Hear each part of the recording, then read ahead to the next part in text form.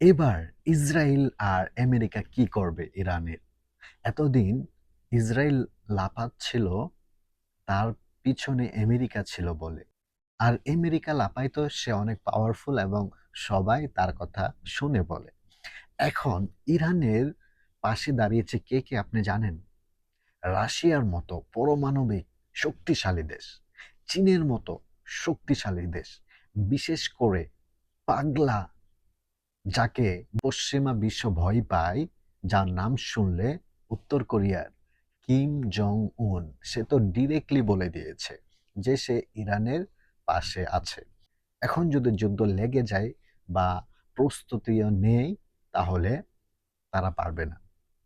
কারণ আমেরিকা যতই শক্তিশালী হোক আর ইসরায়েল যতটাই হোক না কেন, এই ৪টা দেশের সাথে তারা কখনোই কুলিয়ে উঠতে পারবে না। কারণ আপনারা জানেন যে কিম জং উন সে কথার চেয়েও বেশি সে মিসাইল ছুড়তে পছন্দ করে। আর রাশিয়া সম্পর্কে কি বলবো? চীনের সম্পর্কে তো আপনাদের ধারণাই আছে।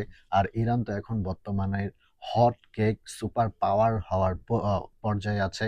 তার কাছে যে অস্ত্র গোলাবারুদ মজুদ আছে। সো ইরানের জন্য দোয়া রইল।